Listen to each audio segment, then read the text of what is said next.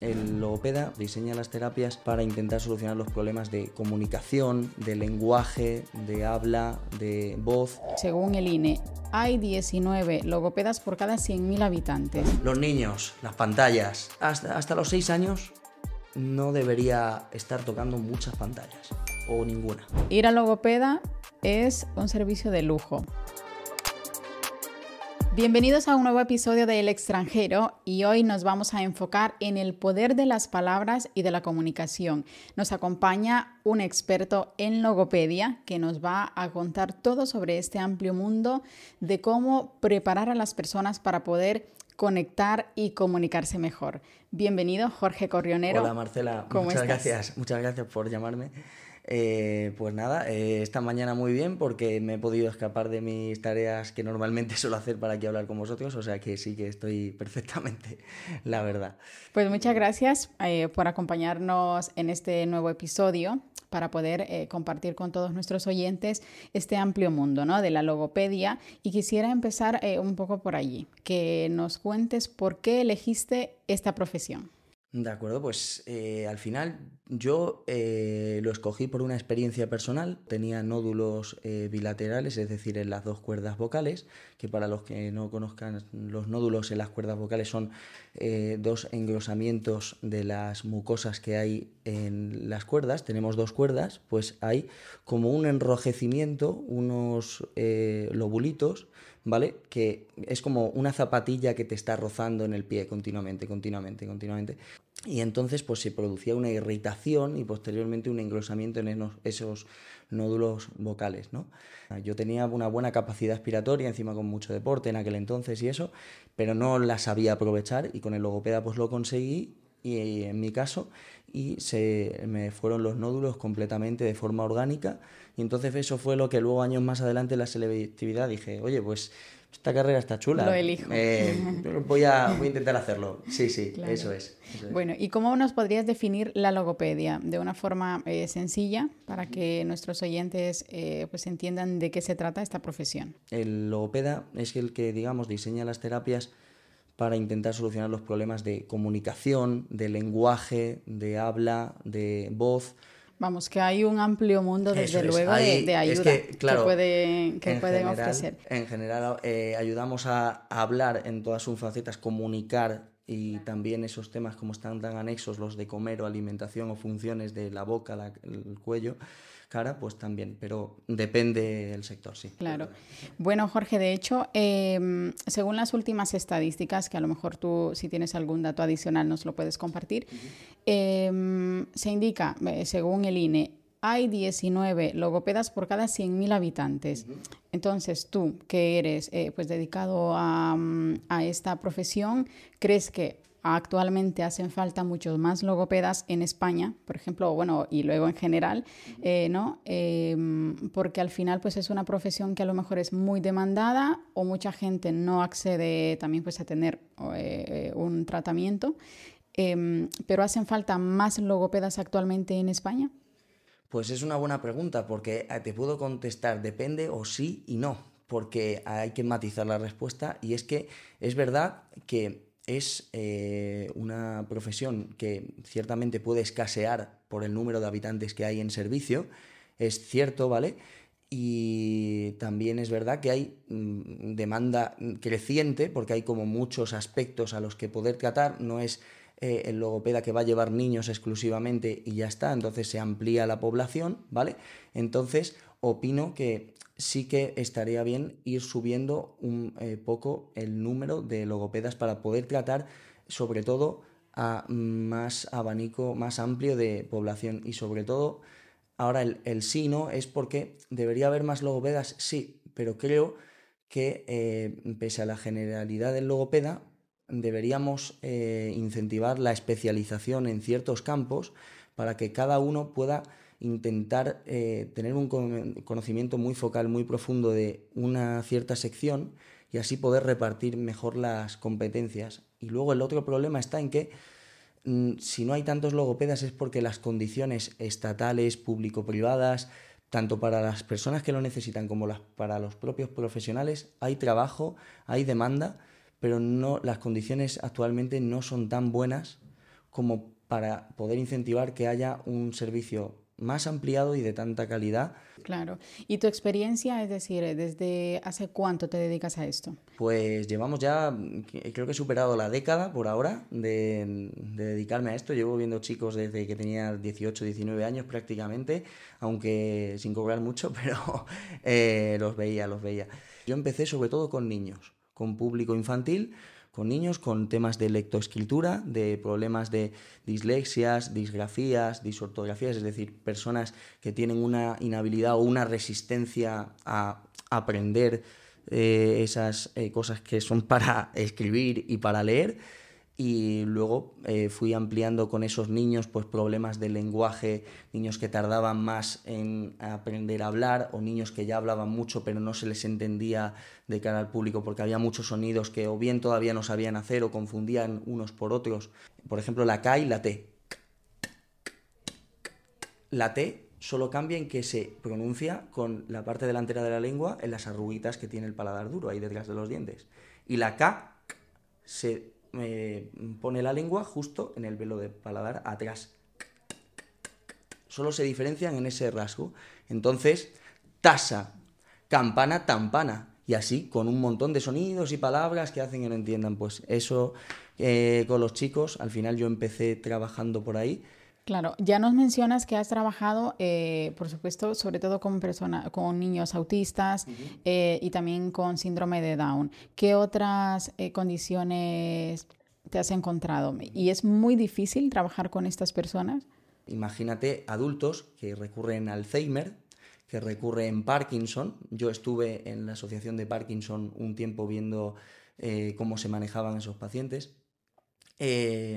Imagínate demencias seniles, un ictus, los accidentes cerebral isquémicos o un traumatismo craneoencefálico, pues hay procesos en los que se les afecta en ciertos campos de las áreas que hemos dicho antes que trabajamos los logopedas, ¿no? Hay que intentar orientarlo no de una manera más difícil, sino de una manera distinta, yo diría, ¿no? Y intentar modificar una serie de cosas que nosotros venimos de serie, una persona que no conoce mucho de este tema, pues orientarle a hacerlo de otra forma para que de la forma más natural posible pues podamos llegar a un punto en el que vayamos solucionando todo lo que podamos o achicando todos esos problemas que tiene en su día a día. Jorge, y desde luego, como tienes tanta variedad de pacientes, ¿no?, en este ámbito, con algunos los procesos son mucho más rápidos, pero ¿cuánto es el tiempo máximo que una persona, digamos, puede mantenerse en tratamiento con un logopeda? ¿Puede durar meses o incluso años? Aquí también es un claro depende y muy depende, muchos matices y depende del tipo de caso al que nos enfrentemos. Por ejemplo, ejemplos prácticos, puede venir una chica o chico de 19, 10, 11, 12 años que no dice un clásico en lo de la logopedia y más generalista, no dice la R fuerte, ¿no? Raúl, rabo, rana, y esa persona se vaya enseñada en 2 semanas porque ha tenido una sesión cada semana, y hay otros procesos pues que, por ejemplo, cuando son muchos sonidos o hay muchos problemas comunicativos sin ninguna patología, pues podemos estar 6 meses, 5 meses. Sí, sí. ¿Y tú a qué edad consideras que una persona, o no edad, sino en qué momento a lo mejor debería de asistir a un logopeda?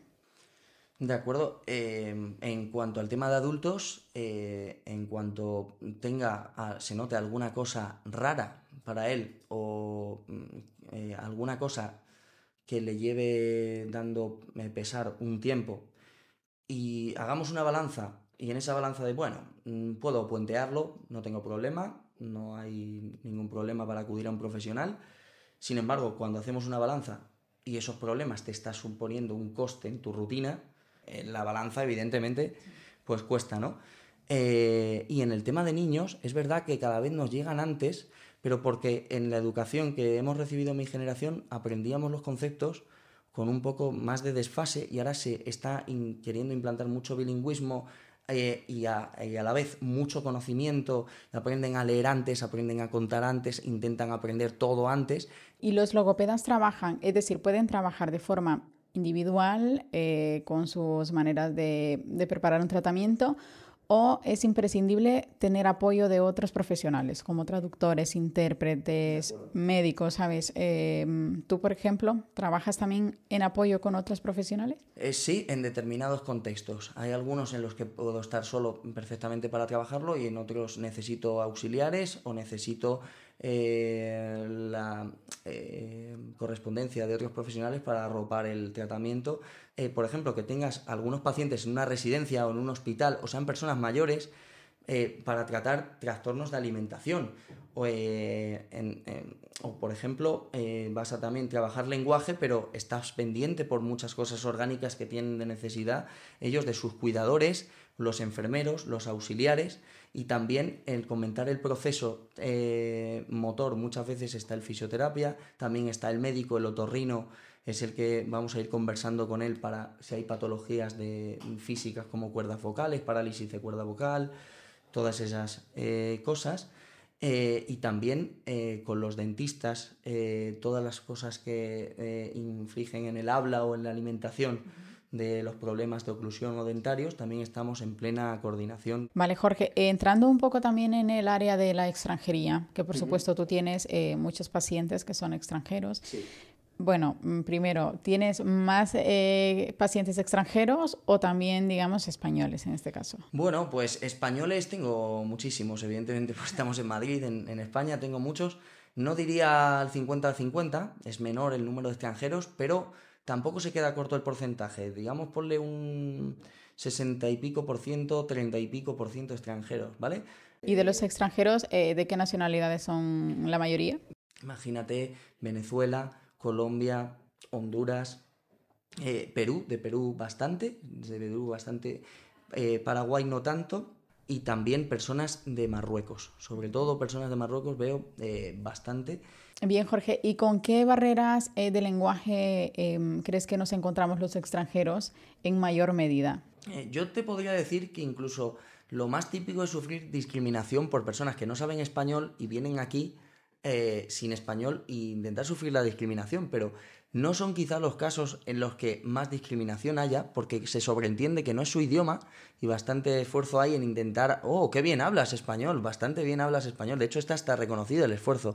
Hay incluso más discriminación de personas que hablan español, pero lo hacen con el habla donde se han criado. Claro, al final, ya lo decías tú, esto también, el tener algunas barreras lingüísticas correctas o a lo mejor no correctas, sino desde donde te encuentres en ese momento, exactamente, puede generar, ¿no? A lo mejor bullying o rechazo hacia una persona. ¿Tú te has encontrado con este tipo de pacientes que a lo mejor pues han sufrido a nivel laboral o con su entorno, ¿sabes? Que han sufrido directamente pues un rechazo? Desde luego, desde luego. De hecho, yo he visto cómo personas que habían hecho sus trabajos en España, se habían formado en España, pero arrastraban tener habla de Hispanoamérica, y he visto cómo han preferido optar y forzar a veces, a cambios forzados, cambio del logopeda o cambio de profesional,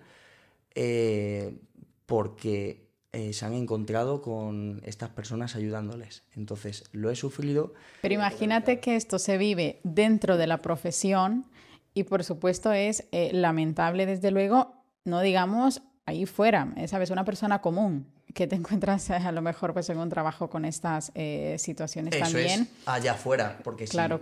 Porque si al final él está siendo muy sincero contigo, no se está escondiendo, porque él lógicamente quiere lo mejor para sus hijos y para su familia. Y entonces con esto te está diciendo que tú, por X condiciones, esa discriminación no la quiere porque considera que tú no, por eso no eres lo mejor para que atiendas a su familia. Con lo cual ahí tienes el rechazo y podemos decir que sí lo hay. Evidentemente no quiero generalizar a todas las familias del mundo con esto, porque hay familias que al revés, o sea, les importa un carajo que vengas de Nueva Zelanda o que vengas de las islas de Svalbard en Noruega a atenderles. Si tú sabes lo que tienes que hacer, le das crédito y va solucionando sus errores, por supuesto. O sea, no tengo ninguna duda de que hay familias así, pero vamos. Bueno, Jorge, con el caso de las personas extranjeras, que también ya nos comentabas, tienes pues de países de Hispanoamérica, Centroamérica, también de Marruecos sobre todo, para el proceso de nacionalidad a muchos se les solicita hacer un examen, ¿no? Los que ya han pasado por ese proceso saben hacer el famoso CCSE para poder aplicar a su nacionalidad española. Sí. Y aquellos que no vienen de un país que hablen lengua castellana, pues también se les pide preparar el DLA2, ¿no? De lenguaje español y tal. Tú has tratado a muchas personas extranjeras que efectivamente no tienen pues conocimiento de la lectura, de poder expresarse bien y demás. ¿Cómo trabajas de cerca con ellos para el proceso de su nacionalidad? Aquí podemos categorizar en los diferentes casos, ¿vale? Hay personas que si aquí acceden a nuestro país de cara a tener que pasar el examen para obtener la nacionalidad, y hay mucha importancia del examen oral sobre todo, y vienen con una lengua de los países de Centroamérica, Hispanoamérica que hemos comentado, en estos problemas de forma o esta discriminación no la va a haber. De hecho, a toda costa le van a exigir que se ponga las pilas y que pase el examen, y no van a cribarle por su forma de hablar.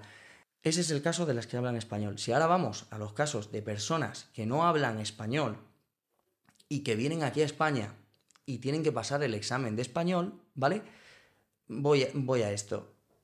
Si no han tenido problemas para el aprendizaje de su lengua natal, escribiendo, leyendo, comunicando con sus familiares, y están en territorio español y están aprendiendo a conocer las expresiones, es más bien un candidato a academia y a aprender el español de forma oral o unos mínimos de lectura y escritura, ¿vale? Antes que hacer un examen adaptado o exención o exhibición del examen. De acuerdo. Ahora bien, si hay muchas personas que vayan, sobre todo generalizando a mujeres, viniendo de países como Marruecos y demás, si vienen aquí y no han tenido una oportunidad para aprender ni siquiera su lengua natal, escribiendo, leyendo, hablando, evidentemente sí, porque se comunican con sus personas, pero son analfabetas, como quien dice, en su lengua natal, esa persona, bajo los criterios de nuestra evaluación, no sería susceptible a pasar un examen de español. Imagínate que tiene 80 años, analfabeto, le cuesta su propia lengua y está aquí durante años, está su marido aquí, que es el que habla perfectamente español, el que maneja todo, pero por arraigo pues va a conseguir la nacionalidad. Nuestro criterio es que ahí no sería candidato a pasar el examen de la nacionalidad. También te encuentras con esos perfiles, ¿no? Que no lo puedo hacer por esto y esto, y al final resulta que sí que tendrían la capacidad. Pero hay pasos previos para saber, porque les pillas infraganti muchas veces. Entonces, tú te vas haciendo una idea. Yo ya es que ni relleno los protocolos porque es que voy a tiro hecho, voy pum, pum, pum, pum, pum, y la verdad que lo saco rápido. Pero es verdad que es bueno siempre hacer un cribadito para ver más mentiras, menos tal, o el polígrafo, como se llama. Jorge, y a nivel más personal, más íntimo con los pacientes, tú como profesional de la logopedia, ¿consideras que un logopeda debe ser muy empático? Eso se lo recomiendo a los jóvenes que vayan a hacer logopedia, que lo tengan como de las primeras características sociales puestas en el currículum, porque al final es una profesión que no estás tratando con muchas máquinas. Puedes usar máquinas para tratar con ellos, pero estás tratando con personas, y personas que vienen más y menos gravedad, con un problema que les supone otros problemas en su rutina. Y ya que lo mencionas también con el tema de un poco la falta de accesibilidad para ir a un logopeda.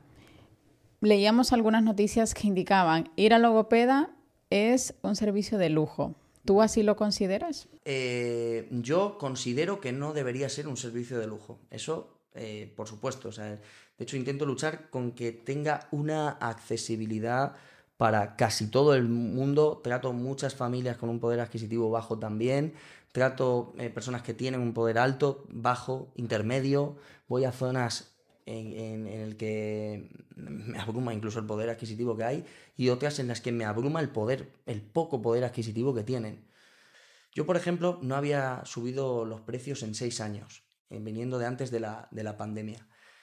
Y ahora lo he subido y he contrastado mercado. Y efectivamente he visto que con la inflación, igual que ha subido todo, la logopedia no es menos y ha subido mucho. No cobramos tanto como los psicólogos, por ejemplo. Y de hecho los psicólogos tienen su precio porque su labor está ahí a la vista. Y puede justificarse, evidentemente. Y con el uso de la tecnología actualmente, Jorge, ¿cómo lo ves desde este punto de vista en la logopedia? ¿Es un gran apoyo, es una gran ayuda o también puede ser un factor negativo? Como en todo, la inflación, las nuevas tecnologías, la IA, la logopedia, pues no está exenta de ello, ¿no? Y es evidente que no se hacen las cosas igual ahora que como se hacía en los años 80, 90. Entonces, depende para qué patologías, hay nuevas tecnologías que vamos a emplear porque optimizan los procesos, optimizan las terapias y optimizan prácticamente todo en comparación a cómo se hacía antiguamente. Hay sistemas de comunicación ya, y ya los vine viendo de hace tiempo, de selección visual de elementos para que hablen por ti y gracias a la IA lo puedas seleccionar. Hay aparatos táctiles para elección, ¿vale? Para comunicación. Y hay un enorme uso de aplicaciones con máquinas para darle una comunicación alternativa o aumentativa que también arrope a esas personas, y evidentemente cuanto más de calidad sean esas tecnologías, ahí no es que los estemos usando por vicio, es que es una real necesidad, y cuanto más aumente la calidad en eso, oye, pues perfecto. Y es cierto también, ahora vamos a la parte negativa, los niños, las pantallas. Un niño, y se puede consultar en otras entidades que dan la recomendación, si se quiere, educativas y no tan educativas, hasta los 6 años no debería estar tocando muchas pantallas, o ninguna, ¿vale? Y cuando llega a los 6 años, como mucho, concentración de un momento diario para esa pantalla. Bueno, Jorge, nos has explicado ampliamente pues lo que tiene que ver con la logopedia. ¿Nos podrías enumerar un poco los trastornos del lenguaje más comunes para que lo tengamos ya claro, como haciendo ya un resumen de todo lo que hemos hablado en esta entrevista? Entonces, los trastornos del lenguaje más comunes con los que te puedes encontrar como logopeda. Por supuesto, pues mira, seguramente en el sector de niños, ¿vale? Sin ninguna patología de una importancia muy, muy, muy relevante, pues tenemos los comunes retrasos madurativos en los que los chicos pues empiezan a tener motricidad fina más tarde, motricidad gruesa más tarde. Y luego vamos a los trastornos fonéticos o fonológicos que se dan en los niños, que son los usos, digamos, incorrectos de los sonidos cuando vas a hablar espontáneamente. Fonológico quiere decir que tú tienes adquirido un sonido, es decir, sabes decirlo, pero lo vas a confundir o confusionar con otros muy parecidos en la dicción, en la habla espontánea. Por ejemplo, la C y la F. Y esos son los problemas más frecuentes en chavales, adolescentes sin patologías. Ahora, que tengan una patología mayor, como autismo o dentro del espectro del trastorno espectro del lenguaje, de espectro autista, haya trastornos generalizados del desarrollo, y luego por parte de adultos, traqueotomías que cursan con laringectomías para pues, una fonación parcial, una fonación total, parálisis faciales que te evitan poder masticar, hablar, parálisis de cuerda vocal que ya lo menciono antes, lesiones de cuerda vocal, y sobre todo el tema de la disfagia, porque es un tema que no es tan conocido y la verdad que causa problemas no solo a los mayores, sino a personas que no son tan mayores y se sorprenden de la disfagia. Bueno, Jorge, pues a ver si te parece, para ir ya cerrando esta entrevista, nos hace, bueno, o me haces una prueba rápida, a modo de ejemplo también para los que van a escuchar este podcast y que lo van a ver también en las redes sociales. Ya que me has escuchado también, yo soy de Honduras, como bien saben nuestros oyentes. ¿Qué práctica podrías aplicar conmigo de una forma rápida. He visto, bueno, hay poco que pulir, realmente no hay mucho más, de hecho habla bastante, adaptado aquí bastante bien, entonces casi que lo más reseñable, para no meternos en algo más largo, es la conversión de los fonemas o sonido en ejecución S, que tú lo utilizas para lo que aquí en la península en España, en muchas palabras, utilizamos el sonido C o Z. Ese sonido, entonces puede dar a confusión. Antes lo hablábamos, ¿no? Tienes que pagar las tasas. Sí. Las tasas, y llevó lugar a confusión, ¿no? Sí, entonces, sí. o también hay personas que no están acostumbradas a eso. Pues ese SZ, conociendo un poquito que ese sonido, el que yo te estoy pidiendo, es interdental, es decir, el ápice lingual, el ápice de la lengua, la parte delantera, se coloca la puntita entre las dos arcadas dentarias, ¿vale? Es decir, así. Y no vibran las cuerdas vocales, solo es soplar. A ver. Que a lo mejor no se me escucha muy bien aquí, intenta pero vamos a ver. Ponerlo aquí e intenta decirlo, a ver, cerquita del micrófono. Saca un poquito más la lengua, que lo exageremos. ¿Vale? Y ahora en ráfaga, dime. Vale. Ahora tendríamos que ir a las palabras que las tienen, ¿no? Claro. Solo con Z. Zapatos. Cebollas. Que yo lo siento muy forzado. Claro, pues lo que le digo es el primer día, claro, hombre, claro. Lo vas a notar exagerado, es ¿no? mi primera sesión. Es su primer acercamiento. Entonces, mira, sí. Dime, ceniza y cenicero. Ceniza y cenicero. Ceniza.